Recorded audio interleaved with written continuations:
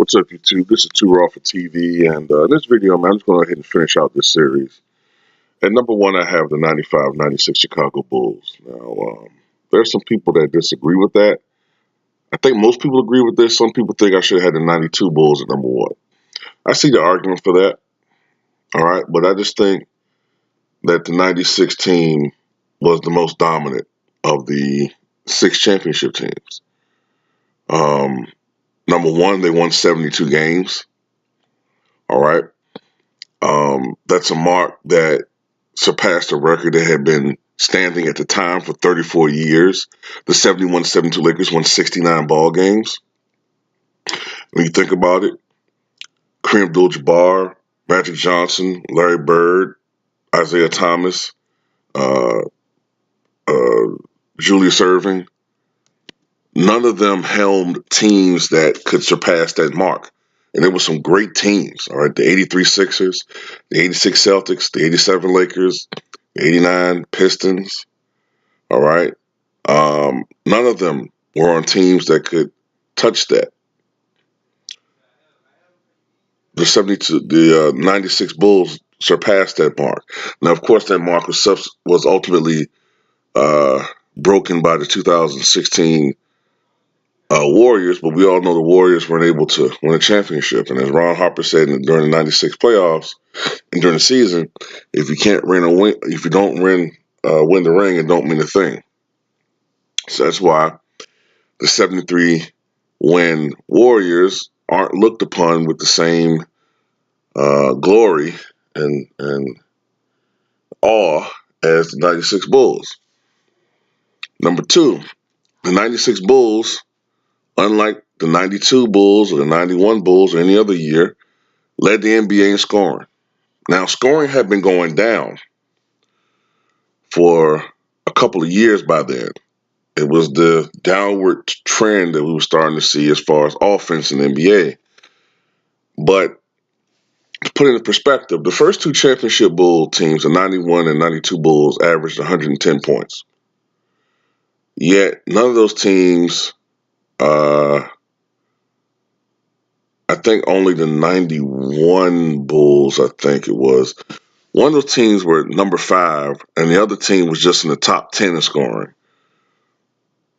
By contrast, the 96 Bulls averaged 105 points per game, but were the number one scoring team in the league. They yielded the third fewest points in the league as well. All right. They yielded I think they were like second or third in opponent field goal percentage. And they had the number one offensive rating in the NBA and the number one defensive rating in the NBA. And out of all the championship teams, the 92 Bulls beat their opponents by an average of 10 points per game, while the 96 Bulls beat their opponents by an average of 12 points per game. And unlike the 92 Bulls, who I just did, so this statistic is fresh in my mind, the 92 Bulls as a team collectively shot only 30% from three-point range, while the 96 Bulls shot 40.3% from three-point range, which was third in the NBA, and it's the best mark by far of any of the championship Bulls teams. I think the second best shooting team, I think, is the 97 Bulls. All right. So you had Michael Jordan, who shot 43% from three-point range that year. You had Scottie Pippen, who shot 37% from three-point range that year. You had Steve Kerr, who shot, I think, 51.5% from three-point range that year, and he had led the NBA in three-point range for the three-point percentage for the entire season, all the way until, if memory serves me correct, like the last couple of weeks, he got cold, and Tim Legler got hot, and Tim Legler overtook him for three-point percentage. But for most of the season, Steve Kerr led the NBA in three-point percentage. Then you had Tony Kukoc, who had a great year shooting from outside. I think he shot like 36, 37%. So that team was dangerous, man. You know, the Bulls are always a top 5 team in field goal percentage overall, but three-point percentage, you know, you had a few marksmen, but this Bulls team was just deadly all over, man. The Bulls team had a very good bench. Um, this is the first year that we acquired Randy Brown, who I loved, man. He had a lot of energy, man. Great defensive player. Um, the Bulls bench was really strong that year. Later on during the season, the Bulls acquired uh, what's his name, John Sally. So we had a little bit of that Pistons toughness with this team too, you know. And of course, the biggest acquisition is the fellow on the left, Dennis Rodman. Dennis Rodman helped to turn around this team in so many different ways. He gave this team, he helped to, along with Pippen and Jordan, he helped to, he just fit right in Chicago. Uh, the culture of the city and the team. But he helped the team's one weakness during the year prior, which was rebounding. During the championship era, the Bulls were always a top five rebounding team. In '95, the Bulls dropped all the way to 13th in the NBA in rebounding. In '96, I think the Bulls were third in rebounding. And this is with Dennis Rodman missing 18 games due to suspension, I think it was, for the most part. All right. Dennis Rodman led the NBA rebounding at 14.9 rebounds per game. Michael Jordan, I think this was the best year that he had in the post retirement era. Um, he averaged 30.4 points per game during the season. This will be the last year Michael Jordan would average over 30 points per game during a regular season. He averaged 6.6 rebounds and 4.3 assists per game and 2.2 steals per game. Now, the one reason why his assists were down a little bit from the earlier years with Chicago Bulls is because by this time, Scottie Pippen handled the ball a lot more so than Michael Jordan. Michael Jordan would usually go on or come up the court. Sometimes he would handle the ball, but for the most part, it was Scottie Pippen and sometimes Ron Harper. And Michael would usually either go up. He would usually go up to the paint. Excuse me. He would either go to the wing or he would go to, depending on the matchup, the block, and he would score. Or I say he would score, but he would attempt to score. Usually with his now patented move, the fall away jumper. Okay, so that's one of the reasons why his assists were down because he didn't have the ball in his hands as much as people would like to believe. It's funny how people like to call Michael Jordan the ball hog when they talk about LeBron James, but Michael Jordan had the ball in his hand actually a lot less than LeBron James. Now there are times when he would get the ball and he would do ISO, you know, but whatever. Scottie Pippen for the season, I think it was 19.4 points per game. Yeah, 19.4 points per game, 6.4 rebounds, 5.9 assists, 1.7 steals. He shot 46% from the floor, 37% from 3-point range. It was a career year for him, and 68% from the foul line. Jordan shot 49.5%, 42.7% from 3-point range, and 83% from the foul line. But anyway, Scottie Pippen started off the season like berserk, man. Like Scottie Pippen was for a stretch, I would say until maybe the end of December '95, he was probably the best player on the team, man. Like he literally, I mean, Scottie was making shit from like half court. I mean, dunking on motherfuckers, man. And then I think he aggravated. Was it his back again? Because that was an ongoing issue with Scottie to an extent. But I think by that time, Scottie's age was starting to catch up with him just a little bit. And while his back issues were never like it's to the point where like Larry Bird, it started bothering him a little bit more once he hit 30. And I remember like in the '97 playoffs, he hurt his back going up for a dunk in a playoff game against the Bullets. And I think when he hurt his back that time, it really aggravated his back to the point where it would hurt him throughout the rest of his tenure with the Chicago Bulls. But like I said, that was the Chicago Bulls. You had Luke Longley, all right, in the starting lineup. You had Ron Harper, the former All-Star with the Cleveland Cavaliers and the Clippers. And around out the roster, you had Bill Winnington, you had Judd Bushler. Uh, who else is on that team? I think Jack Haley. He only played one game, I think. Um, who else is on that team? Jason Caffey, Dickie Simpkins. I want to make sure I name all of the starters. Tony Kukoc. I mean, all the players. Tony Kukoc. Um, just like it when I'm trying to look for something, I can't find it.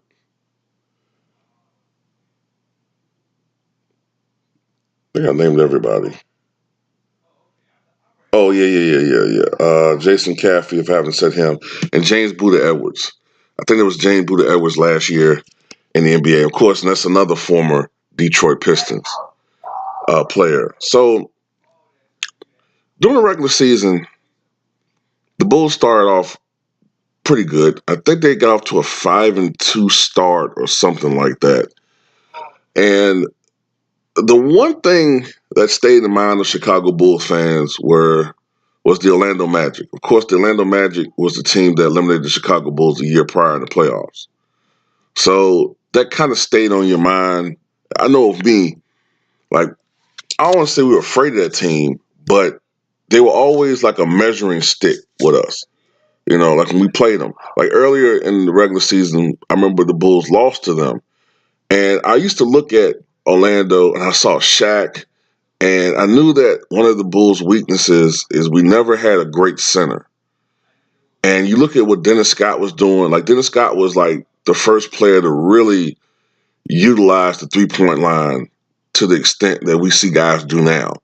At the time that year, he hit an NBA record 267 3-point field goals. To give you a perspective of how far ahead of his time he was, the year prior, John Starks, who wasn't as great a 3-point shooter as Dennis Scott, had made a record 218. So the 3-point line really had evolved as a weapon by that time. And like I said, you know, they had Horace Grant, who was a former Bull. You had Anthony Hardaway, who was emerging as a superstar.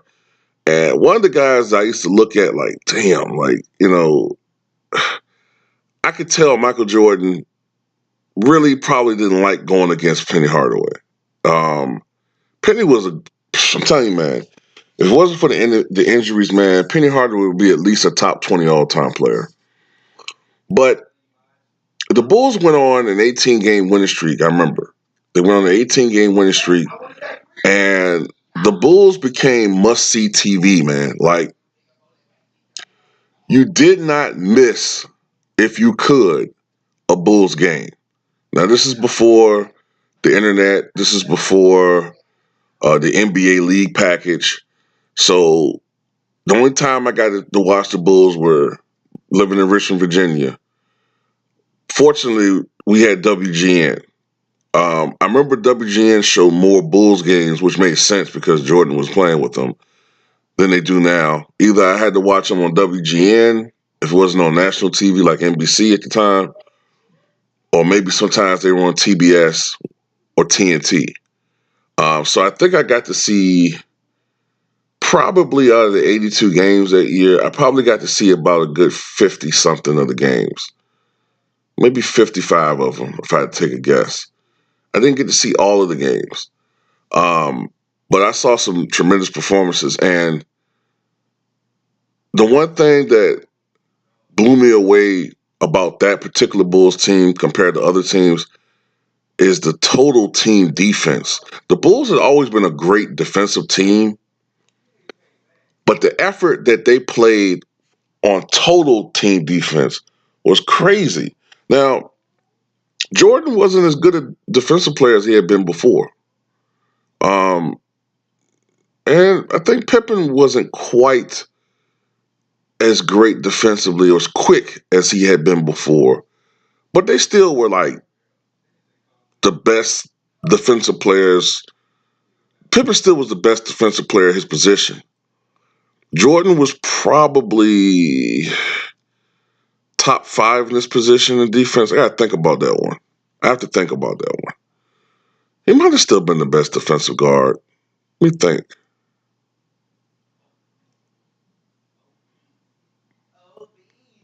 But he definitely wasn't as good as he once was. But um, the Bulls' total defense was crazy, man. And the thing I remember about that team was it was just beating the hell out of everybody.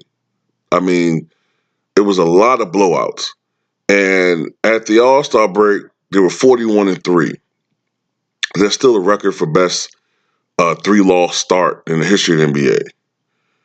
And on the road, they were killers. They won 33 road games. They went 33-8 on the road, which was a record at the time. Since then, it's been broken by 2015-16 Golden State Warriors. And ultimately, the Bulls won 72 games. Not to be a Bull homer here, but they probably should have won 74, 75 games. There were some games down the stretch of the season that they lost that they probably should have won. But for whatever reason, they lost. Some of the games they lost that I remember them losing a game to the Charlotte Hornets that they should have won. I think they took the starters out a little bit too quickly in that game. And I remember because the Bulls were trying to go for history, but at the same time they were trying to rest some of their starters for the playoffs. So it was one game that looked like the Bulls had won. I think it was against Charlotte, and it looked like the Bulls had the game won. They took the starters out, but then Charlotte got back into it. Remember, Charlotte had shooters and Glenn Rice and Dale Curry and them, and they got back into the game.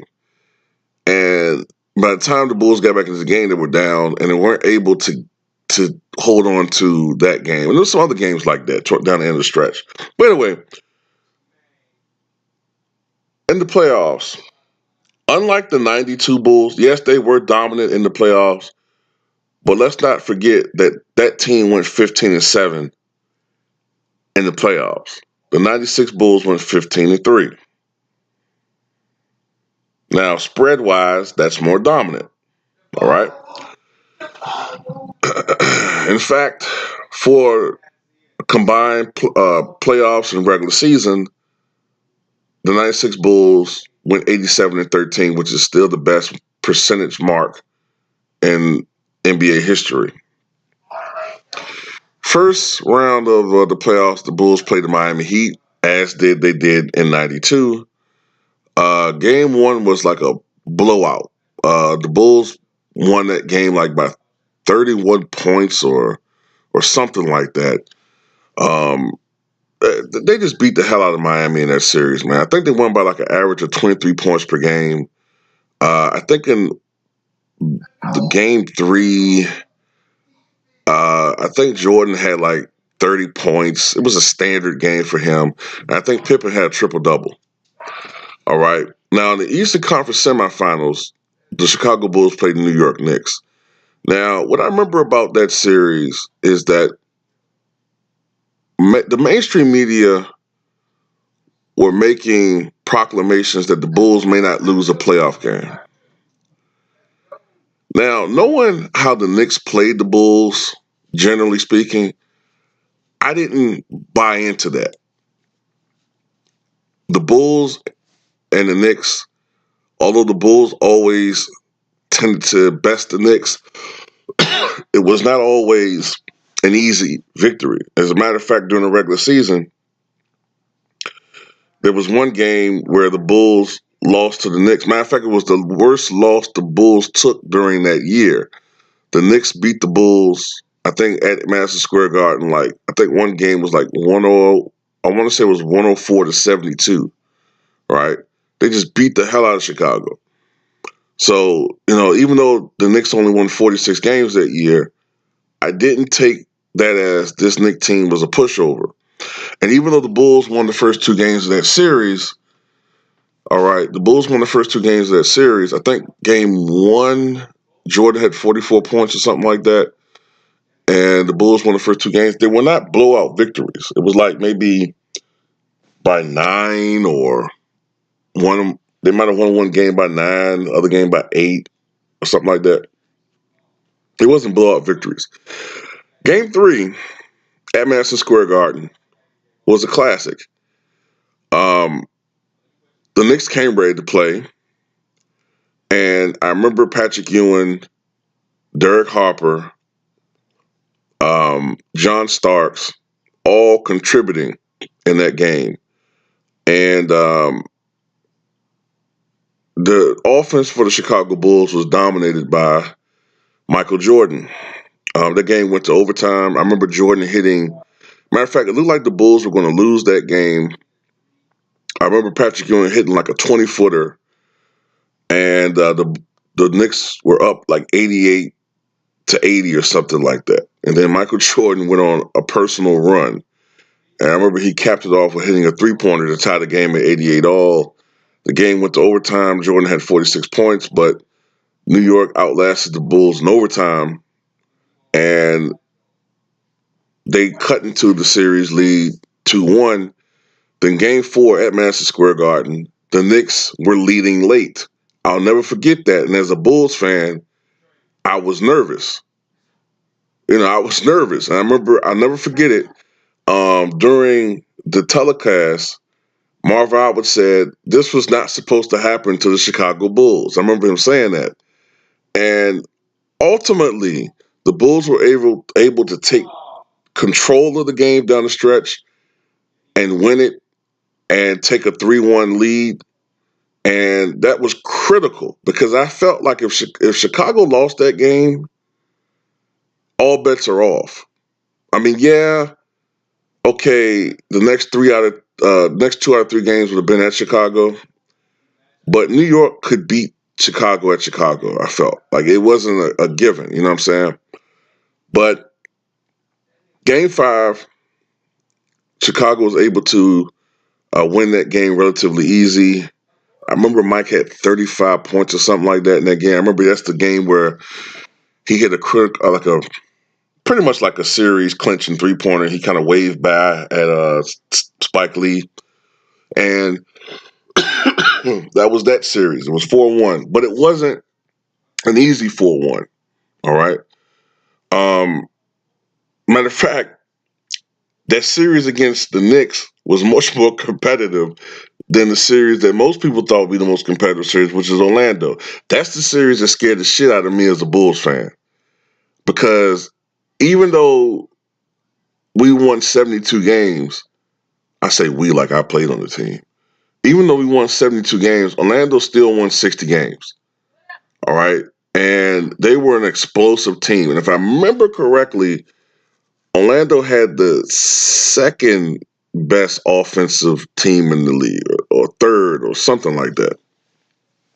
And they had Shaquille O'Neal. All right, so the strategy for that series was that, and Phil Jackson, let me shout him. Phil Jackson, who won Coach of the Year in '96, and it was long overdue. And Phil Jackson actually should have won Coach of the Year in '94. Because what he did in '94 was nothing short of a miracle. All right. But Phil Jackson pretty much said, well, we're going to let Shaquille O'Neal, for the most part, do what he does. Let him score. Let him and Penny Hardaway, let the stars shine. Let them score. But everybody fucking else, we're going to shut the fuck down. We're going to shut Nick Anderson down. We're going to shut Horace Grant down, who ultimately we didn't have to worry about at all because he got injured. And most of all, we're going to shut Dennis Scott down. And we're going to shut some of these other guys down. The three-point shooting, we're going to lock down. Let these other guys get their numbers. Let Shaq get his 27 points, 11 rebounds. Let Penny Hardaway get his 25, 26, 27, 8 dimes, and 7 rebounds. Let him get all those numbers, but we're going to shut everybody else down. And that worked almost to perfection in game 1. Penny Hardaway was brilliant. He had 38 points. I can't remember how many points Shaq had, but it might have been 20-something or whatever. But the Bulls won game 1, 121-83. All right, game two. I'll never forget that game. The Bulls actually started off slow. Orlando came into that game determined, and they had something like an 18-point lead at halftime, something like that. And the third quarter, the Chicago Bulls put on one of the greatest defensive efforts in the history of the NBA. And I'm not saying that as a Bulls fan. I'm not saying that to be hyperbolic. I'm literally telling you the truth. The defensive performance the Chicago Bulls put on in the third quarter in that series was unreal. And I think Michael Jordan scored like 18 points or something like that in the third quarter. He wound up with 35 for the game. And the Bulls wound up winning that game and taking a 2-0 lead. I don't remember the point spread uh, in that series, like the scores, but I do remember the scenarios and how these games came about. Game three, the scene shift to Orlando. And the hero in that game offensively was Scottie Pippen. Michael Jordan did not bring his jump shot with him, unfortunately, from Chicago to Orlando. He shot horrible that game by his standards, but Scottie Pippen saved the day, and our defense did come along with us to Orlando. And I think the final score was something like 86-68 or 86-67. And at that time, I think that was the fewest points. It still might be. It's the fewest points the Orlando Magic have ever scored in a playoff game. And with that victory, that pretty much just everybody in our, Chicago Bulls, NBA, we all knew the series was over with. Now, game four, they came out. Orlando, to their credit, came out, played like it was the last game of their lives, which it really was for that season. And then finally, I guess Michael Jordan FedExed his jump shot to Orlando because Jordan just refused to give this team any hope, any signs of life. I mean, every time they went on a run, Jordan, along with Pippen to an extent, they just would just they would just put the dagger in. And Michael, he had 45 points. I think he shot 16 or 23 from the floor in that game. Just awesome. And the Bulls swept the Orlando Magic and got revenge for the 95 playoffs. So onward to the NBA Finals. Seattle had bested Utah in 7 games in the Western Conference Finals. The Seattle Supersonics had the second best record in the NBA. People forget how good these teams were. It makes me so furious when people say that LeBron James played better teams than Michael Jordan. Do people remember these teams? The Seattle Supersonics won 64 ball games that year. The Utah Jazz teams that they played against, they were the best Jazz teams in the history of that franchise. 64 games and then 62 games won, respectively.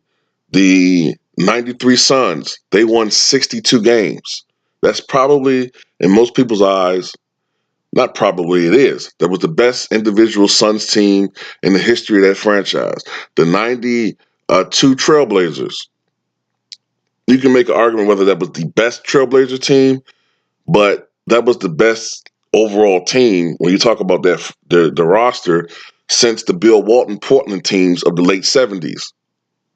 And then, of course, in 91, you had Magic Johnson, one of the top 5 to 6 players in the history of the league, I think top 5, as Jordan's opponent.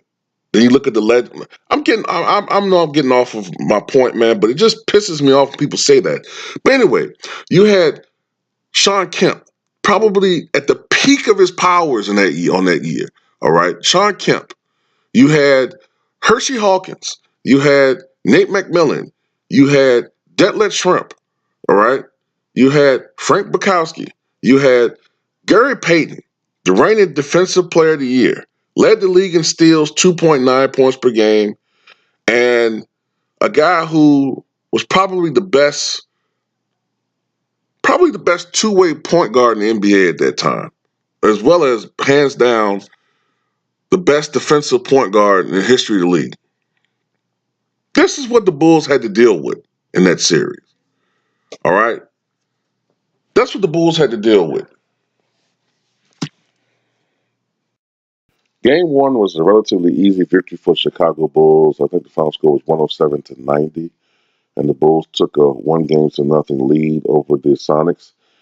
Game two, Seattle actually led earlier on in the game. Chicago was able to battle back, but the star of this game wasn't an offensive player. It was a defensive player. It was Dennis Rodman, who I think had like maybe 18 rebounds in that game, but 11 of them came on the offensive end. And that would tie an NBA record that was set back. I can't remember exactly what year it was, but I think it was was it Elvin Hayes? Might have been Elvin Hayes. I think it was like maybe the 78 NBA Finals or something like that. But he was crucial, giving the Bulls extra possessions for that victory in game two. The final score was maybe 93-88 or 92-88. Game three, the scene shifted to Seattle, and it was a relatively easy victory for the Chicago Bulls. I think it was the best scoring performance for Jordan that series. I think he shot like 11 of 23 from the field, 36 points. I remember those numbers. Now, this is when it changes. The Sonics, some things changed for the Sonics after this game. Number one, Nate McMillan, I think, returned to the lineup. Number two,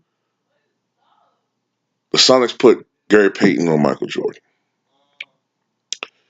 This changed a lot. I don't ever want to say that anybody could shut down Michael Jordan, but Gary Payton came as close as you can get to doing that. All right. Michael Jordan struggled as far as shooting the basketball for the rest of the series. Scottie Pippen struggled shooting the basketball. And for the next two games, the Sonics looked like the best team in the NBA. All right. Game four was, I think, close to a blowout. And game five was a Sonics victory. So it went from being a 3-0, seemingly close to sweep victory for the Chicago Bulls to now being up 3-2 with the Sonics back in this thing with momentum. Now, the only thing going for you, now that you're the Chicago Bulls, that you're going back home to the United Center, no longer with the Bulls playing in Chicago Stadium. Now, game six was not one of those games where Michael Jordan opened up his jersey and it was Superman logo. No. Once again, Michael Jordan struggled from the field. He only shot 5 of 19 from the floor. I think he had like 19 points or something like that. This was a total team effort. And once again, Dennis Rodman was the star. Once again, he had something like 20 rebounds and 11 offensive rebounds. Once again, tying the NBA record. Now, Dennis Rodman wasn't a great scorer, but he did have some critical putbacks. And it was not a high-scoring affair. Both teams struggled offensively, but the Bulls just hit couple of more shots, were able to hit some more shots, some critical three-pointers down the end of that game that the Sonics were not able to convert on. I remember Pippen hitting some critical shots down the stretch of that game. I remember Kukoc hitting some critical runners and some jumpers and stuff like that. But the Bulls were able to win this game by the final score of 87-75. And this championship is what helped to cement Jordan's legacy further than what it had been before. You have to remember that no other player or no other athlete has been able to come out of retirement, other than maybe Muhammad Ali, and that was a forced retirement. No other player was able to come out of retirement and then come back and then have success like that, especially in team sports. And for him to come back out of retirement and win a championship was an amazing feat. Now, during the finals, Jordan was. This was by far his worst finals performance statistically. A lot of it had to do with the Seattle SuperSonics defense, and in particular, Gary Payton. He averaged 27.3 points per game, I think it was. He only shot 41% from the floor. All right. Only 31%, I think, from 3-point range. I think he averaged like maybe 5 rebounds and 4 assists or 3 assists or something like that. Like I said, it wasn't a great shooting performance. Scottie Pippen had even worse finals. I think he averaged like 15 points, only shot 34% from the field. All right. So credit the Seattle SuperSonics defense for keeping them in that series. And I'm one of the persons that will tell you, I think at the very least, Dennis Rodman should have been a co-finals MVP. I think it should have been Dennis Rodman. I really do, because Dennis Rodman was responsible for 2 of the 4 victories that the Chicago Bulls had. I really think that he should have won the MVP. At the very least, it should have been a rare instance where it was co-finals MVPs. Okay, that's just me. But some people make the argument Jordan was the leader. That's true. But Larry Bird was the leader of those Boston Celtics. In one of those years, I think it was the '81 championship, Cedric Maxwell was voted MVP. So what's fair is fair. But tell me what you guys think, man, about this '96 Bulls team.